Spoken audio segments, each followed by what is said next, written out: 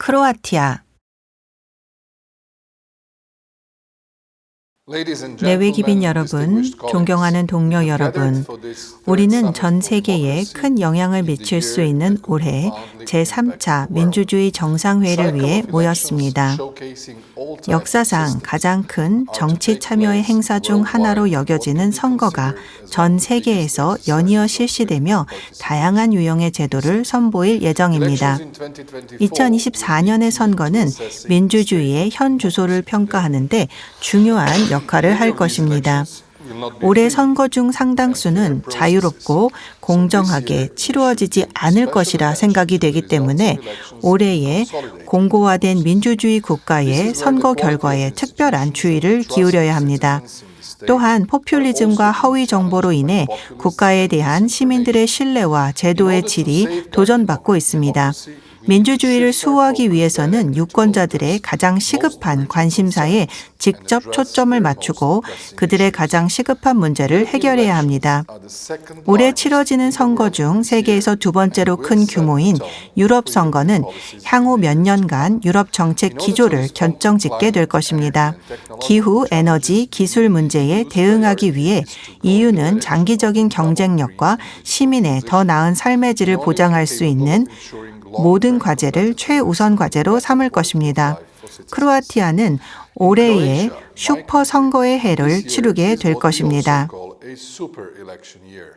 유럽 선거와 함께 크로아티아 총선과 대통령 선거가 치러지고 내년 초에는 지방 선거가 이어질 것입니다. 크로아티아 정부는 러시아의 침략과 우크라이나 침공으로 인한 부정적인 결과에 대처하기 위해 국민들과 함께 해왔습니다. 에너지 위기가 가계 구매력에 영향을 미칠 수 있다는 위협에 맞서 크로아티아는 사회 분열을 막고 사회 통합을 보장하며 민주주의를 수호하는 분명한 목표를 갖고 있었습니다. 특히 에너지 가격과 관련해 러시아의 침공으로 인한 부정적인 결과를 완화하고 전 세계적으로 부정적인 경제 동향과 높은 인플레이션에 대처하기 위해 국민들을 지속적으로 지원해 왔습니다.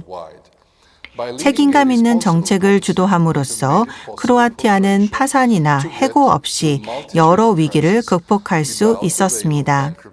오히려 유례없는 경제적 성과를 달성한 바 있습니다.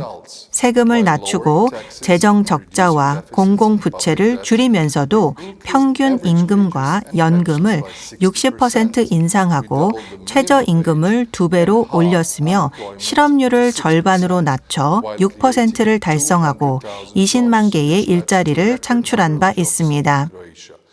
이것이 지난 8년간의 총리 재임 기간 동안의 성과입니다. 덕분에 신용 등급이 4단계나 향상되었습니다. 동시에 우리는 생겐 지역, 유로존, 유럽 안정화 메커니즘에 가입함으로써 유럽 연합에 더 깊이 통합되는 목표를 달성했습니다.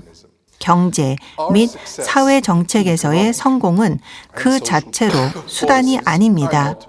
그것은 민주주의에 대한 시민들의 지속적인 신뢰를 보장하기 위한 것입니다.